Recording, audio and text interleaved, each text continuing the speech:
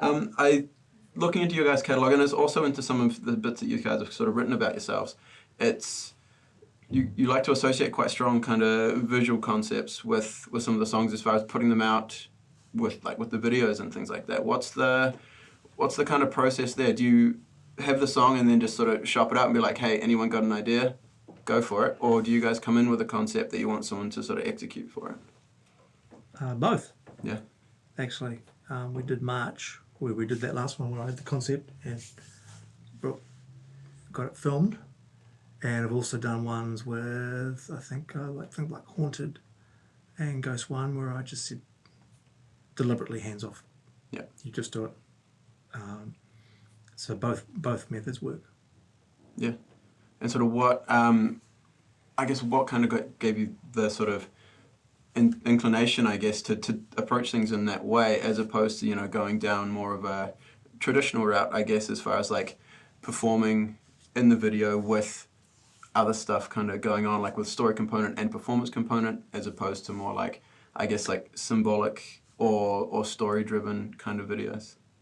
Well, the crucial thing that's happened, and it happened from the very first recordings we did, is it keeps getting licensed to TV and movies and around the world, and it'd been like that for quite some time. So right from the start, I was finding that the songs were being licensed to TV and movies and ads and stuff. So it was plainly that element. So it was like plainly that the whole visual thing's worth exploring. And the idea is to do it. I just find personally, I find the performance videos not like what we've just done, like, you know, the ones where you've got a group actually interacting and performing. I find them boring, personally. Yeah. So if it bores me, I'm not going to be responsible for making a product that bores me. Yeah, yeah. You want to sort of put forward the thing that you enjoy. Yeah. As a listener or a viewer as well. Yeah. Who's somebody that you've sort of really enjoyed working with on that visual side? Oh, hi.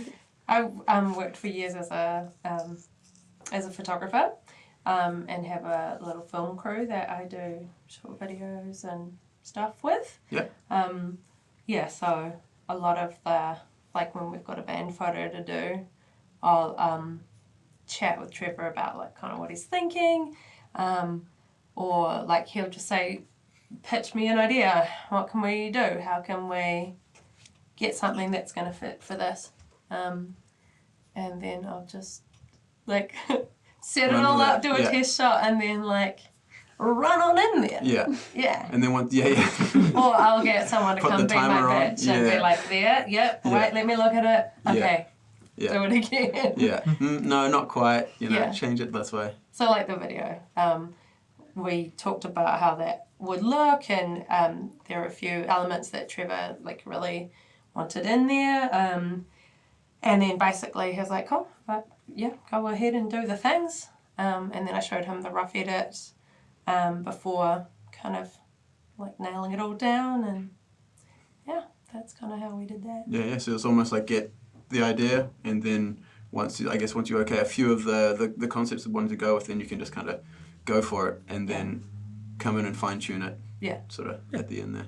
Yeah. Have you got any projects as far as sort of releases coming up in terms of other songs or singles off the album?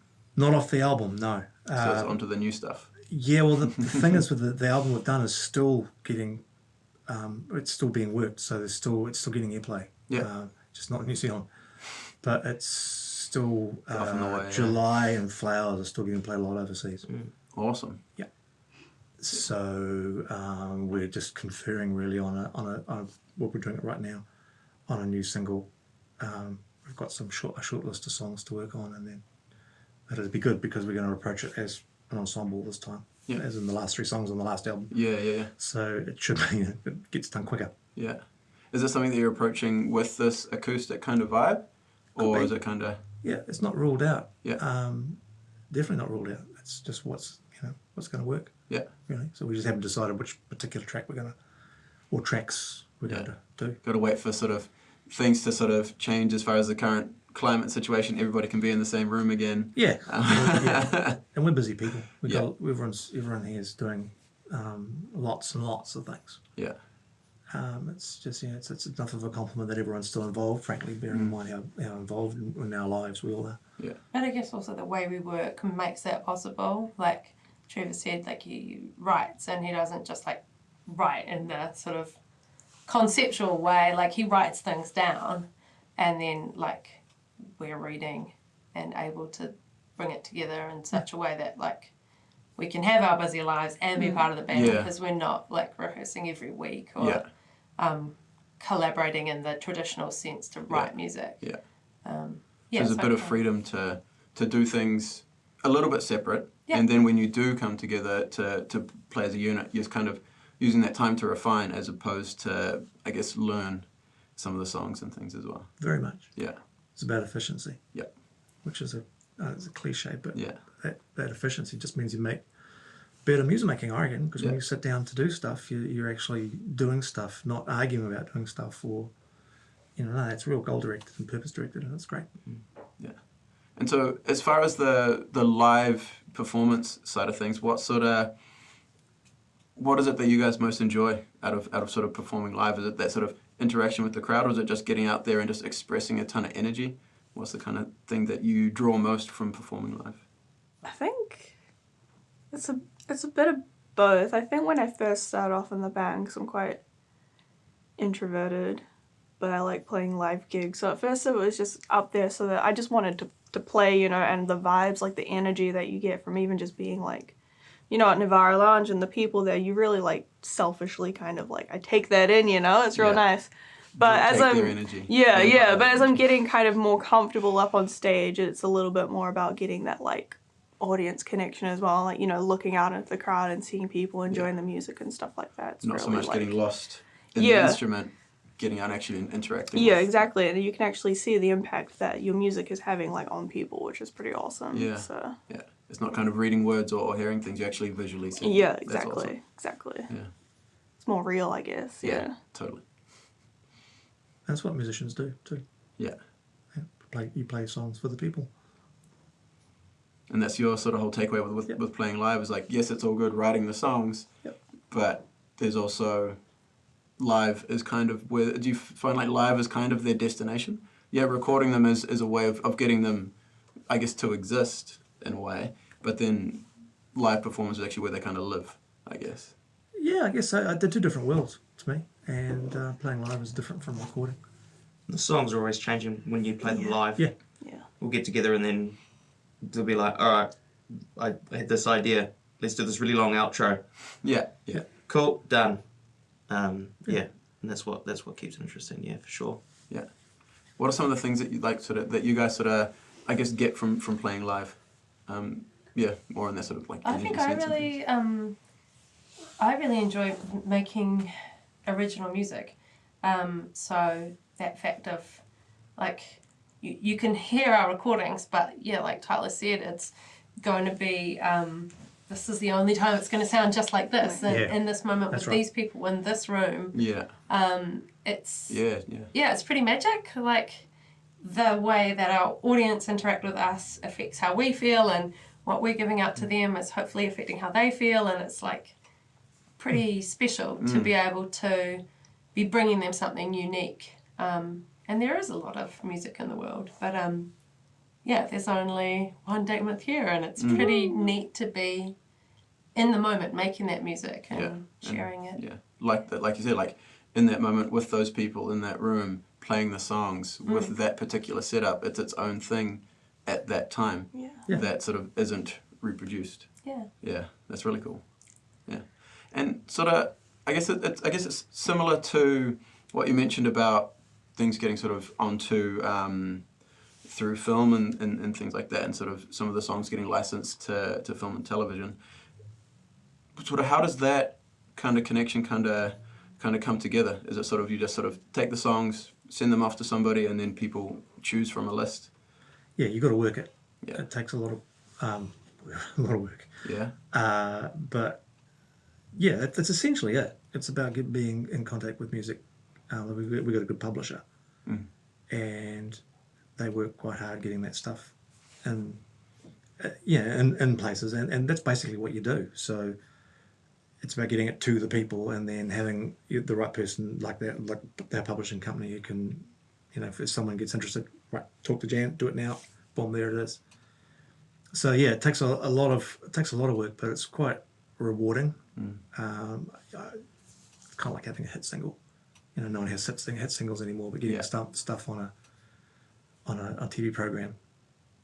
He used to buzz me out, and we'd get statements from our company in the States that used to do it, and they'd be saying, "Well, this song was played in, you know, the A&E Network or the Discovery Channel, or in the early days of YouTube, used to find documentaries lifted from the Discovery Channel or the History Channel, and you hear your own song in it.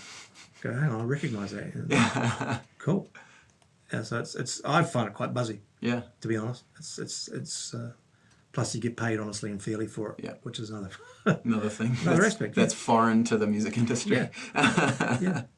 Do you end up finding yourself identifying components of songs that have been picked up and being like, okay, almost like writing, okay, yeah, I'm writing with this kind of idea, but can I incorporate some of these themes that sort of got... Because you never know what's going to get picked up or why. It could be anything. Yeah. And so you just write what you want to write and put it out there and see what happens. Yeah. Yeah. And I see you guys do a lot with the sort of like independent radio globally. Yeah. What's the process been like there? Has it been you guys getting in touch with these stations? Just like putting in the yards and saying, hey, we're DateMonthYear, this is our song, this is a bit of a spiel about us, we'd love for you guys to check out our song. By and large, yeah. With a bit of professional assistance. We had engaged a good PR person a couple of years back who got the song March, for example, has been played, I don't know how many countries now, be a couple of hundred. Yeah? Yeah. Far out. Not big stations, but you know, it makes me laugh because it adds up. Yeah. And I know Numbers, for example, gets played in a place called the Isle of Sheppey, and which is in Kent, which is in the River Thames in London. You know, it's been played for 4 years on that station. You know, so it's one little station, but you know, it's sort of like one of the staples for that station. I love that, and that's awesome. July's been played. There's a radio station in Greece plays it, and another place in Durban. You know, and I love that. You know, they're not, like I say, they're not necessarily your big time stations, but it's just getting played in the first place, and that's the point of it. It adds up. Yeah. You know, and sometimes people don't believe it. You know, you get 120 radio stations, really? Yeah, really. Yeah. And I feel like there's more traction around the independent radio side of things in New Zealand now as well. Like it seems like it's a world that's kind of growing and building. What are some stations that you guys have sort of worked with in New Zealand? I can name them. If you want, yeah. Chaos FM in Blenheim. Carwyn's built up his radio station from nothing. And they, well, not from nothing, but he's really got a solid audience down there. You know, and it's, he's really done good things. Free FM in Hamilton are really good. Rag FM. And the Listening Post I've forgotten the man's name, over in Tauranga. It's a good radio station. Bay Rock, believe it or not, they're actually quite cool. Yeah. Yep.